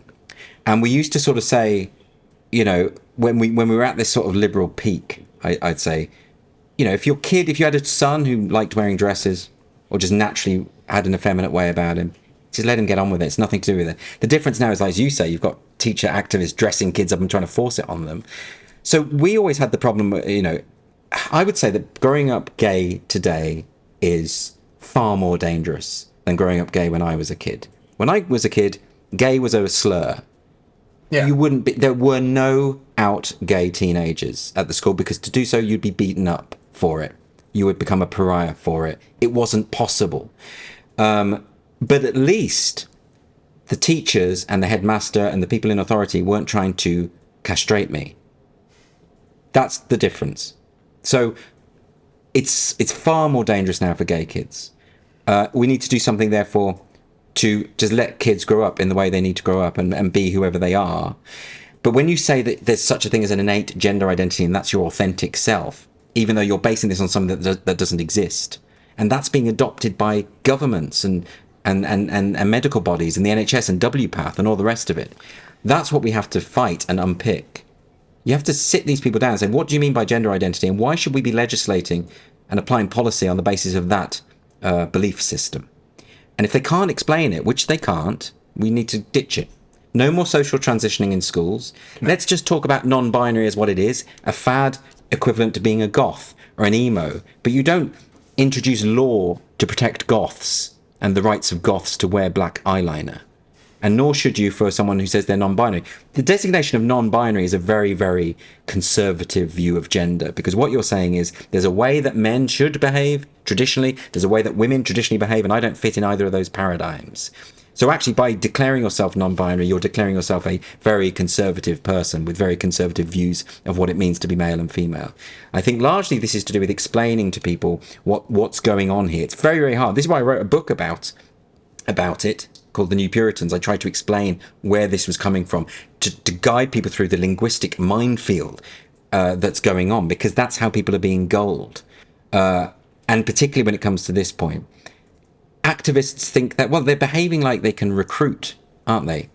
They're behaving as though they can, and this was always the great fear about gay people back in the day, that they would recruit. You know, there were all those public information films, beware of the homosexual, he might recruit. And of course you can't, it's not a possible thing, because someone's sexuality, whether it is to do with chemicals in the womb, whether it is to do with socialization, we don't know. But what we do know is that conversion therapy doesn't work. You can't change someone's sexual orientation. So I suppose I want to go back to this idea of communicating what the issues actually are, and not relying on half-witted gay celebrities who don't understand what it is they are promoting and saying that's representative of the gay community. I think there's a problem because gay celebrities overwhelmingly support the Progress Pride flag and all that it entails. Yes. Because to take the view that I'm espousing probably means you're not going to get that next job in Hollywood, right? This is the part of to take seriously your critique is to say that the TQ, all the rest stuff going on is the greatest threat to gay rights of our time. Which it is.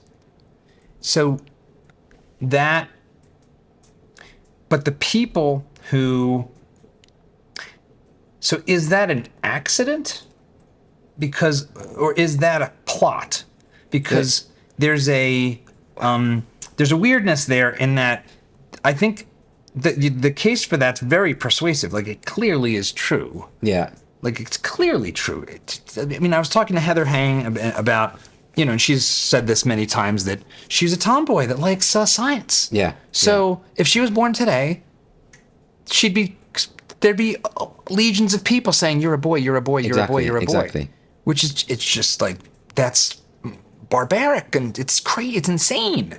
Yeah, I mean, I met a guy in his 20s he doesn't have testicles anymore because they castrated him, but he's just a camp guy. I met this guy in New York, he's just a camp gay guy, obviously gay guy.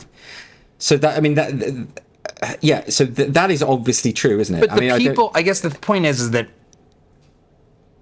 I would guess that the overwhelming majority of the people flying this flag, who think of themselves as trans or whatever, they see themselves as allies to gay. I mean, I know there are these people who are like, no, you're like a cis. I'm not sure what the designation is, but you're like really low on the. Yeah. You're a white gay male, so you're not even that high on the intersectional hierarchy. You can't underestimate the levels of anti-gay hatred within the trans community. It's off the scale. Really? Oh yeah. I mean, just search cis faggot, and you'll see all this stuff come up. There used to be a website that collected it all called Woke Homophobia, and it had thousands and thousands of screenshots of trans activists saying gay people should all be killed, let's recriminalize homosexuality, AIDS was fantastic, these fags need to, I would spit on their graves. I don't know anything about this. No, this was on the Google website. Google took it down. I have the files of all that. I might repost it all again because I just need people to be able to see.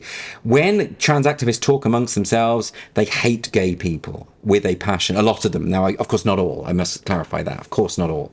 But a substantial, it's not an aberration. It's very much normalized within the community in the way that punching a turf is normalized within the community. I'm not saying every trans activist wants to hit women, but there is a toleration for that behavior within that movement. You know, there was a trans pride rally in London where an activist stood up and said, if you see a TERF, punch them in the fucking face, and they got a loud cheer.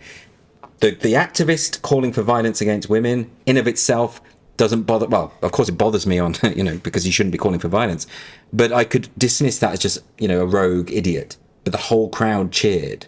Now, if I was in a protest and someone's called for violence and everyone cheered around me, I'd be saying, why do you all cheer? Why are you doing this? Shut him down. Don't let him represent us. In the trans community, violence and violent rhetoric and posting images of guns and baseball bats at women who challenge you is normal. Is completely normal and unremarkable. So too is the casual attacks on gay people for being faggots and fags and evil, dirty scum and all the rest of it. That's very, very normalized.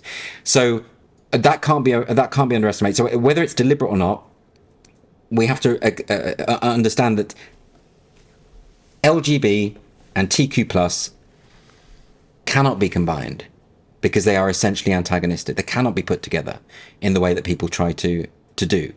It's equivalent to for the queers for Palestine. You can't put together Hamas and homosexuality. It doesn't fit. So is there something else then going on? Because the Queers for Palestine connects the dots to this other, the mega movement. The omnicause. Is it all just communism? Is it all just neo-communistic weirdo transgress at every norm and what do you sound too normal, therefore I hate? Like, what's connecting the dots here? Is it psychopathy? It can't be communism. Communism is largely about economics, about the ownership of private property, about, you know, this.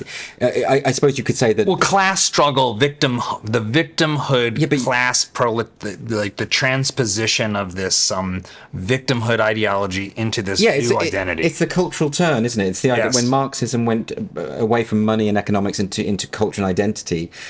Yeah, I can see that it borrowed the template, but it's not the same thing. I mean, we all know the woke movement is largely the most vocal cheerleaders are upper middle class, wealthy, posh. All of the most wealthy universities are the ones that have the problem the worst. All the pampered posh kids.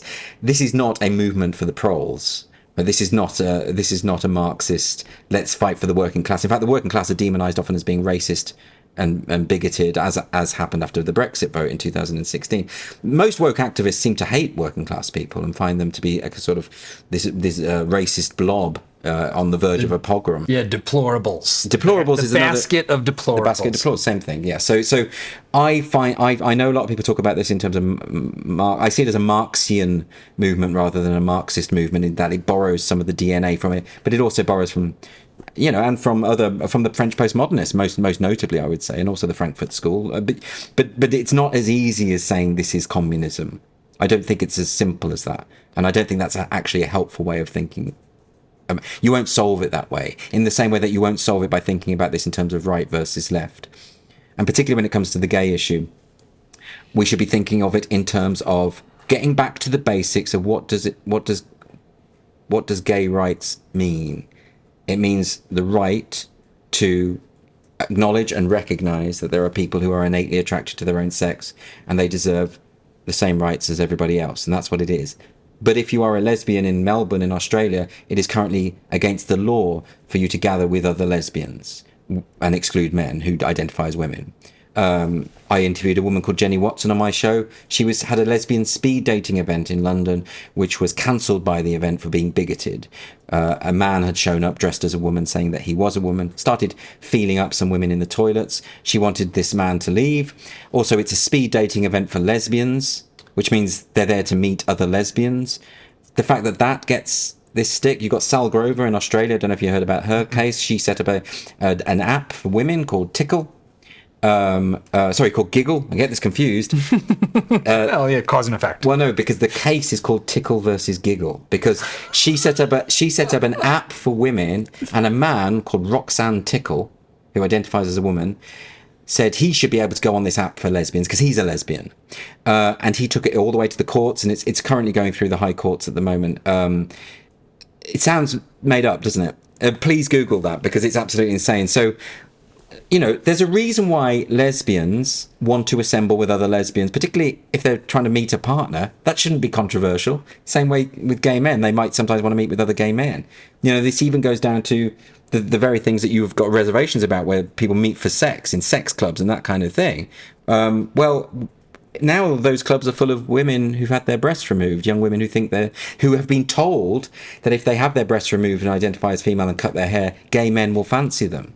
They've been told a lie because gay men aren't interested in women. Oh, by the way, there's another thing. Because Grindr is... I'm not on Grindr or any of those apps, but I have gay friends who meet men for sex on Grindr. They say now the app is full of these women who call themselves men. And there are also now straight men who go on Grindr to meet and have sex with these women who think they're men, because it's an easy way to get laid. And it's very, very exploitative. So it's like, here's someone that has mental health collapse. Yeah. And I can take advantage of them because I can't meet a woman the normal way. You have predatory straight men exploiting this gender idea. We've seen screenshots of these conversations between these men. They're going onto a gay website to have sex with vulnerable women. I mean, this is so disordered. So, and certainly not pro-gay, I suppose. Really okay, so how does this fever break? Because, you know, earlier in our conversation, we were talking about the corporatization of this, the Disneyification of it. What do you mean by that? Well, that I grew up, I wanted to be a Disney animator. That was one of my earliest career visions for myself as a child. I loved to draw Disney characters. I worshipped Disney. Disney has become a purveyor of, not necessarily to the extent that right-wingers like to lay at their feet, but they're pushing trans messages on children through their programming. Oh yeah, there was an episode of Transformers which had a robot asking the pronouns of another robot or correcting a robot's pronouns or something. So that's not Disney, I know, but that's what's happening. Yeah. So that's the commanding heights of the world's superpower. Yeah. Pushing an ideology that, as we've talked about now, wants to erase you from existence and wants to prey on our kids. Yeah. What next? Well, what do we do? You have to recognize it for what it is, which is a new religion. And what you don't ever want to do is have a particular religion in charge, because it's a theocracy. You wouldn't, this is why no one wants to live in a fundamentalist Islamic state, because your freedoms are taken away, right? And there are people desperate to get out of those countries for very good reason. But this is a fundamentalist religion.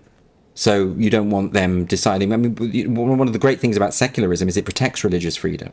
It says, in this country, you can believe whatever you want to believe, so long as you're not encroaching on the rights of other people. That's the ideal. That's the goal. But when you have the government promoting a religion in this way, I mean, if they were enforcing the doctrine of transubstantiation, the belief in transubstantiation on the people, I think you as a Catholic would have a problem with that. No, I mean, just to push in on that, as an American, I understand that Thomas Jefferson, who I happen to really like, even though he held slaves, he was a big fan of Montesquieu, who was a Catholic philosopher, who said, no, in order to be a good Catholic, you must be exercising your Catholic faith in free will and freedom. Because otherwise, if you're just doing what the state tells you to do or you'll go to jail, that's not a single one of your choices is moral. Absolutely. You can't have enforced morality. You destroy the moral act. Yes, exactly. So similarly... But they are imposing a set of religious values on a population, not realizing it is a set of religious values. They see it very, very simply as, we don't want to get it wrong again. We got it wrong before with gay rights. We don't want to be on the wrong side of history. That's the phrase that they use all the time. They see the trans rights movement as an extension or replication of the gay rights movement, when it's its direct opposite. So it is about a misunderstanding. I really do believe that. I've never had a conversation. I've spoken to a lot of gay men about this and lesbians, and they all, when they think about it, when they talk about it, and I hate, this sounds arrogant, but they always come around to my point of view, because when it's subject to scrutiny, when it's thought about, I don't see what other conclusion there is, really. And so it's more, but because those conversations have been curbed by the BBC, by the major broadcasters, by the media, because the conversations aren't happening, people are just going along with what they're told they're meant to think. They're being told, yes, let's wear our pride lanyards, let's support, let's be an ally, not realizing that what they're doing is defending an anti-gay movement. And if they knew what they were doing, I don't think they would go along with it. You had in the Spiked article referenced some polling of gay people who had turned against pride. Yeah. And it was high numbers, but I don't know whether it was just sort of like a Twitter thing and sort of a self-selecting group. So we've never had a proper poll on this. It would be very difficult to do, partly because, there are high status opinions, and there are particularly high status opinions within gay communities or whatever. A lot of gay people don't get this. They don't understand that they are feeding the beast that will devour them. In addition to that, to express the views that I'm expressing makes you an enemy. People hate you for it. I get a lot of flack for doing so. So actually, finding a way to have a reliable poll on this would be very, very difficult. There have been some Twitter polls. I mean, I quote one, but Twitter polls mean nothing. No, it could just be a self-selecting group. Except that there was a poll a couple of years ago by an activist who was having a go at me because of my point of view on this. And he is a gay man, and he posted a poll to his followers, and it got circulated around his followers, and it came out with my view as being the predominant view. And he was so angry about it, he deleted the tweet because he didn't realize. And this went to thousands and thousands of people, so that was quite a high reach. And if you look at the comments from gay people under my article on Twitter, I think the very least we could say is that this is a divisive, unsettled issue. There is not a consensus within the LGBT community that progress pride is a positive thing. We know that. We just don't know the numbers of how many. Like I say, I don't know any gay people who support it. None.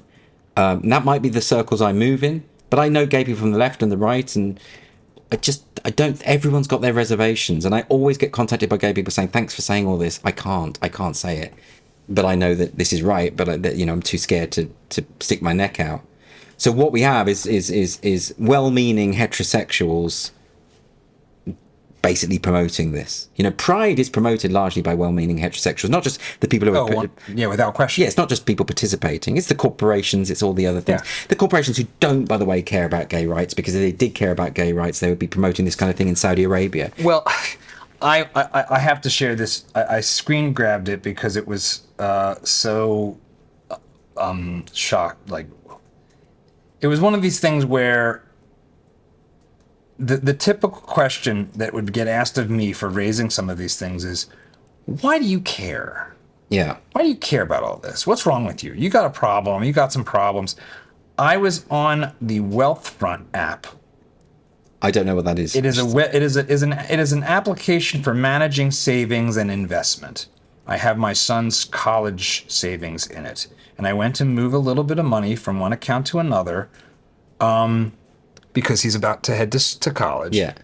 And this was what I was greeted with as the celebration. Now, it was last month. We're sitting here in July. Okay. Yeah. Progress pride. Everywhere. Like confetti. Explosion of confetti of the Progress Pride flag. Yeah. Now, I didn't opt into this. I didn't ask for this. It's not reasonable. Yeah. It would be like, as you said, if I understand this to be a religion, it's me as a Catholic being pushed to religion I find heretical in my face while I try to transfer money from one to another. Yeah, or a Soviet flag or something, or whatever. It's yeah. Well, that's everywhere though. That's absolutely everywhere. Wealthfront. Yeah. I mean, basically think of it like Goldman Sachs. Yeah, I mean, if you go to, there are various apps now or websites where they ask you your pronouns. Well, what they're asking, that's test. Any lab test now does that. Right, but that's a purity test. That's a test of devotion to the faith. They're basically saying, we believe in this thing called gender identity, and you should as well, and you should at least parrot the shibboleth. in order to express your fealty to the cause. That should be resisted. So whenever you're in a meeting and someone announces their pronouns, you should say, I don't think we should be bringing our personal ideology into the workplace. When they say you should sign off an email with it, you should object vociferously, because you might say, oh, it's just being polite, but that's a slippery slope. That's when you're basically saying, okay, now we're going to make religious declarations at work, are we? Okay, well, why aren't we declaring our fealty to Baal at the start of every meeting? Why aren't we doing that? We may as well. So I think that's going to be, it's these little acts of resistance that make all the difference, I think. And activists are trying to normalize that idea through the use of pronouns, through exactly what you've just seen, the flags flying up. I could use your advice on a way to think about this particular thing, which is I have a longtime friend of mine I haven't seen in a while, transitioned as an adult a long time ago. Yeah. I can no longer bring myself to use the pronouns of the new identity. Happy to use the name. In fact, I referenced this person at one point, and one of my staff said, "Yeah, I noticed that you'll say the name, won't say she, because it was a he. This person was a man, is still a man. Yeah. Am I being? Is that? What's your take on that? Well, Should I not? I'm not necessarily asking for your permission. No. But I need to. My inclination is, if I give she, I'm acknowledging something that's false. And that now feels, in a way it didn't feel before, like an absolutely, that is like the line I should not cross. That's very interesting. So I think the first thing to acknowledge is... This is harder core than Jordan Peterson has said in the past. Yeah. There is, when we talk about the trans community now, we are conflating all manner of things. We're bringing in cross-dressers, transvestites, people who are sexually aroused by the thought of themselves dressing as a woman. Autogynephilia. Autogynephile. We are bringing in fetishists. We're bringing in all sorts of people, non-binary. All of that is all now trans, right? But at the core of it is actually what we used to call transsexuals. And this is a very, very small minority of people who, for whatever reason, whatever psychological reason, feel they must present in the standards of the opposite sex, the traditional way of the opposite sex, either through dress and modes of speech, but sometimes through surgery, that they cannot be psychologically content with their life. They can't live unless they go through that very expensive, very painful surgical procedure. We used to call those people transsexuals, and we were very tolerant of that because there's a sympathy, there's an understanding that you're dealing with a human being who is doing something that isn't easy, at a time where it wasn't fashionable, remember? No. Oh, right? no. It was, it was more fashionable for this person than their politics, which is right-wing and free market. But right, okay. So it was like, this person happened to say, like, oh, it was easier to say I'm a woman than to say I'm not a Marxist anymore in academia. But is it fair that we are conflating those individuals with some guy with a beard and a penis who wants to go on a lesbian dating site to get women? Because that's what we're doing. So we have to be very clear. I think we should maybe bring back the word transsexual. That would help. Remember that the vast majority of people who identify as trans never have surgery, never change their genitals. So, those are the men who want to go into women's prisons, etc. So now, I think that's why I also believe the LGBTQIA plus movement has been a disaster for transsexuals, for trans identifying individuals, some of whom I know, who hate all of this. That's the other thing to remember. So it's not a coherent community. And the reason is... There's a person I think they're in Austin, Blair White? Blair White, good example, Yeah.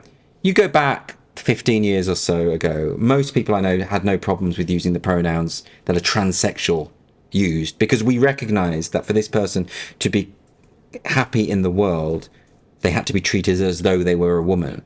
But that did not mean that we thought they were, and that did not mean that they thought they were, right? This was simply a kind of a white lie to enable someone to be happy. I don't see a problem with that. Okay, now, but what's happened now, and I know increasingly friends of mine are very rigid about the pronouns thing. They will only use it for biological sex because now there are greater principles at stake. Now That is how it feels to me. That's right. So actually, I have full sympathy with people who say, I will only ever use pronouns to denote biological sex. Even if it's a friend, even if it's someone who's vulnerable, I will only do that. But there are also circumstances where that can't be the way to go. I mean, if you are, I don't know, working as a social worker with someone who has suicidal thoughts, who is, who you wouldn't just say, okay, I'm going to use the biological pronouns, even though it's going to set you off again. It's going to, like, there are reasons why people use these pronouns. Close friends, for instance, Julie Bindel, the feminist activist, mentioned on a podcast recently, she has an old friend who is a transsexual, someone she's known for decades. And I think this my friend would qualify as this. And Julie Bindel says she will still call him her. Because what are you doing in that situation where this person hears you refer to them as he? It's upsetting. And you don't want to upset your close friends. You don't want to upset people that you love. But I reject this idea that by doing that, you are lying to people. It's not a lie. Everyone knows. Everyone involved in that situation knows that you don't think that person has changed sex. So my view of it is, for me, if I'm talking about a close friend who has transitioned in private, two people who are not gender ideologues, not in public, not in the media, I would be happy to use the pronouns that person wants. If I'm reporting in the media, as I do on my show on Sundays, I will never do that. I'm going to talk about biology. I hate the BBC's policy of referring to rapists and male murderers as she when they're men, right? So there was one in December about a sexual predator who abused or at least was complicit in the abuse of a 4-year-old. And the whole article talked about her and she and a woman. Not once did it even mention that this was someone who identified or was trans, or just she, all the way through. And you had to look at the photo, the evidence of your own eyes, and you saw, no, this is a bloke, this is a man.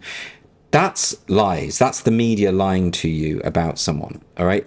It's imperative that the media does not misreport the truth for ideological reasons. The BBC is very ideologically captured, by the way, but lots of media outlets are. So I think when it comes to the pronoun debate, we also have to make our own choices about how we use language. That's really, really important. I've had run-ins with gender-critical feminists who are very extreme about this, who have instigated pile-ons against me for expressing the view that I've just expressed, the same view that Julie Bindel has, the same view that a lot of feminist activists have, which is that in private, with my friends, that's my business. And I've had a lot of gender-critical feminists smear me, send me abuse, lie about me to other people to try and damage my reputation. They're behaving like trans rights activists. It's all very well coming up and saying, I disagree with you for this reason. I think we should always use pronouns for biology. And the reason is that it's a slippery slope, or whatever the argument might be. Present that argument. But once you start throwing abuse to try and shut me up, then I'm not having that. And so this is a problem that's across the board. So I think it's about your individual choice and your individual conscience. I think you've obviously made a choice in terms of how you're going to refer to people.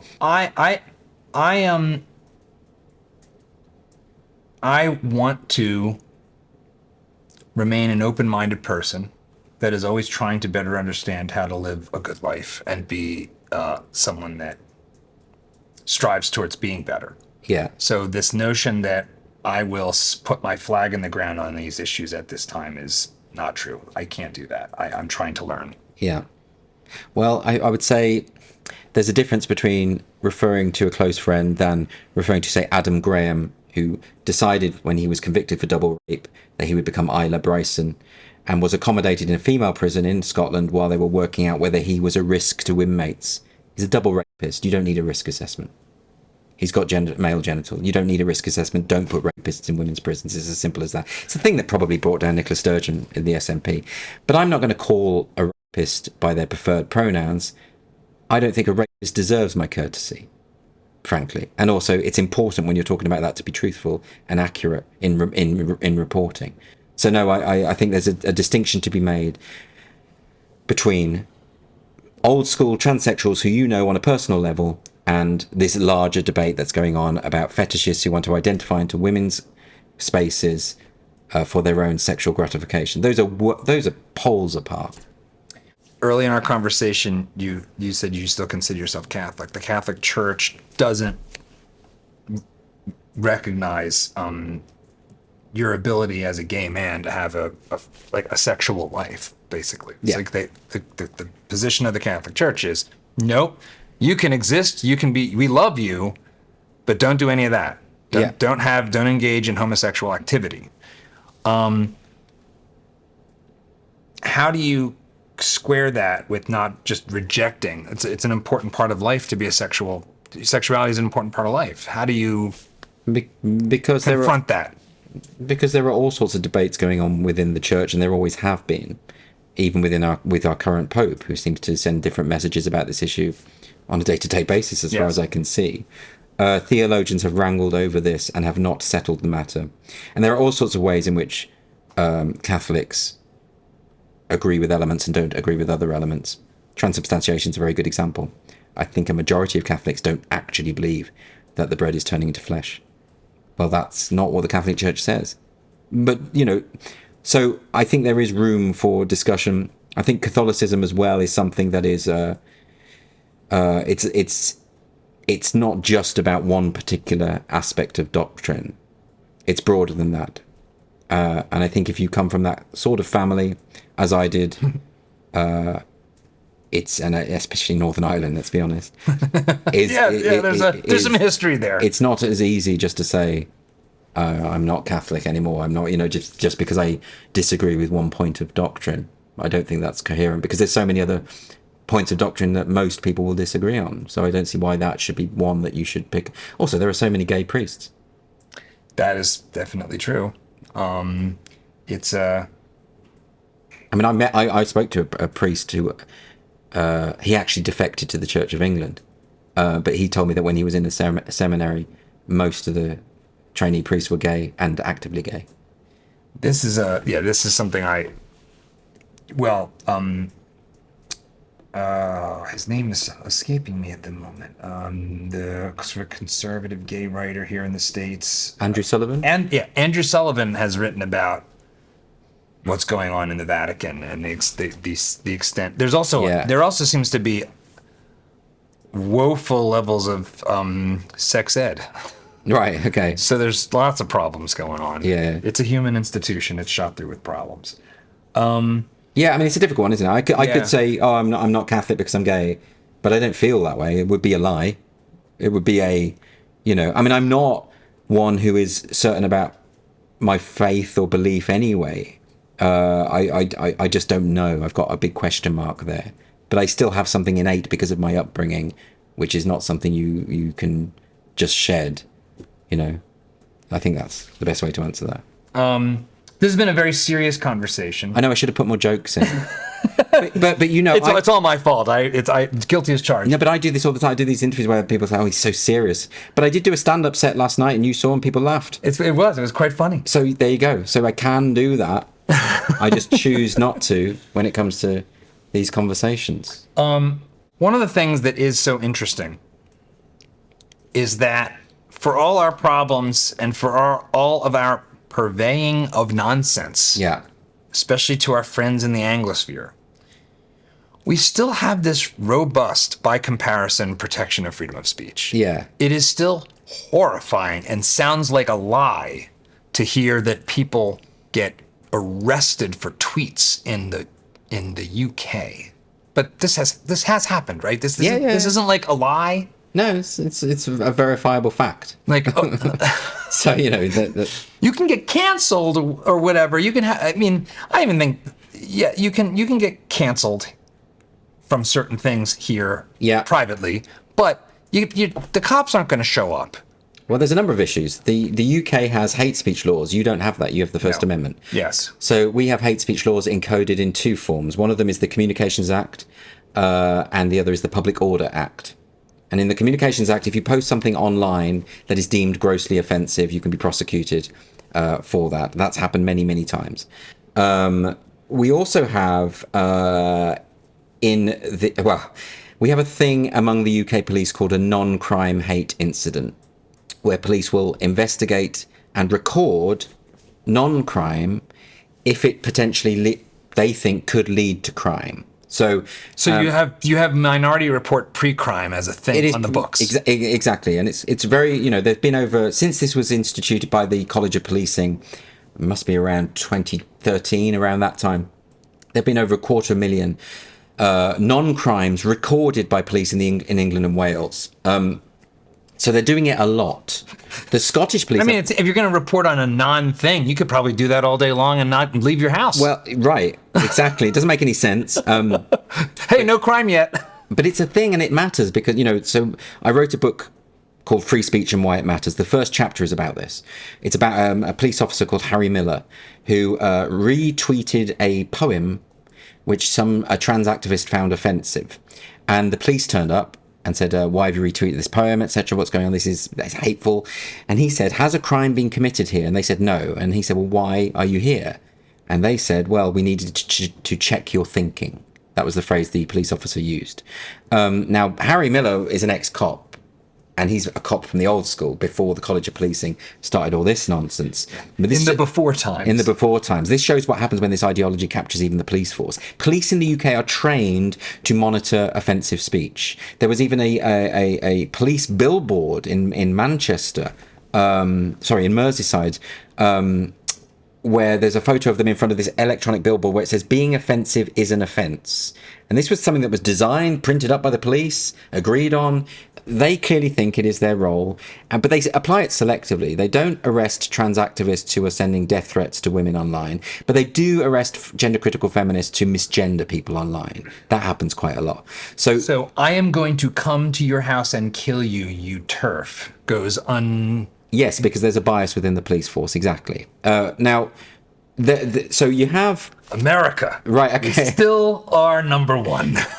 Well, look, we need to get rid of... we need to repeal hate speech laws. They're not just in the UK, they're across Europe.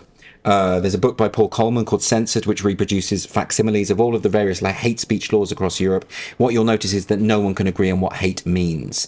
The Irish government is trying to pass a bill at the moment that is one of the most draconian hate speech bills. They can confiscate your computer or your phone if you have material that could potentially cause upset or offence to someone else. If you've got an offensive meme on your phone, that will justify the police seizing your phone. If this goes through, it's going to be an absolute disaster, and it will be weaponized against feminists in particular, people saying that there are only two sexes, which there are. The Scottish hate crime bill, which went through on April the 1st, that sounds like a joke, but it did, that basically can criminalise opinion, matters of opinion.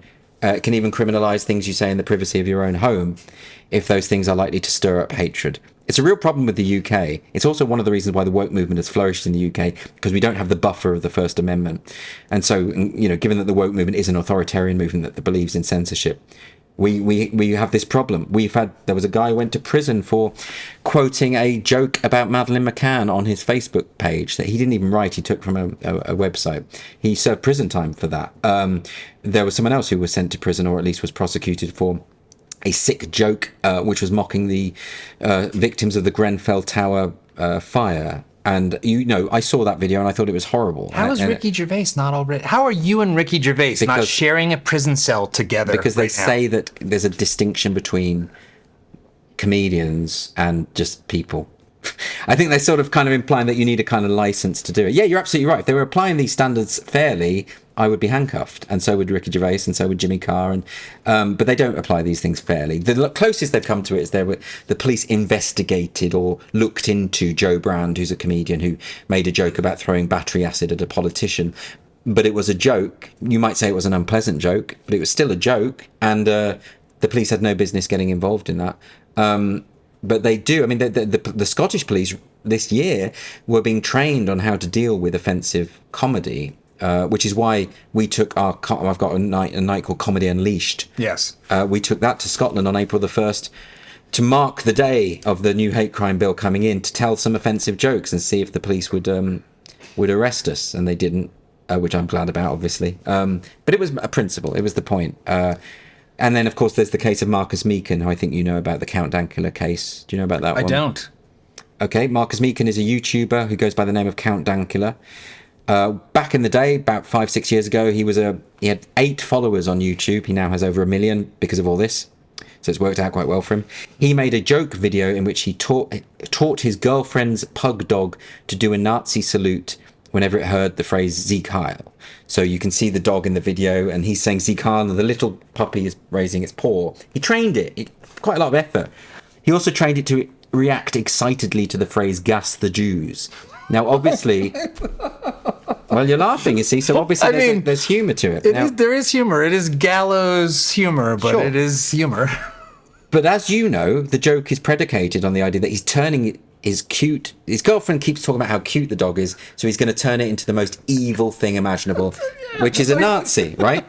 So the joke, Actually, yeah, the broader like plot is Yeah. hilarious. Oh, you love this pug? I'm going to convert it to Nazism. yeah, and that's what he did. While she was away, he trained it to be a Nazi. Now, there's even a clip in the video where the dog is seen watching Adolf Hitler giving a speech on the screen. It is funny and it's silly, whatever. But the joke is predicated on the idea that Nazism is a unique evil. It is an anti-Nazi joke. The Scottish police arrested him. It went viral. You see, 2 million people saw it. Not one complaint, because people got that it was a joke. Not one complaint. You may as well arrest Mel Brooks for Springtime for Hitler. There was not one complaint. They trawled. The police actually went to the Scottish Council of Jewish Communities and said, "Do you find this video offensive?" And they said yes. And then they said, "Great, now we can arrest him." So they arrested him. They put him through the trial. He was found guilty in a court of law. He now has a criminal record for a joke about a pug. That's he didn't pay. Well, they just fined him 800 quid, which he refused to pay. So they just took it out of his bank account against his will. But that's what we're dealing with. He would be more guilty of something if he was actually someone that bred pugs, because they're just terribly.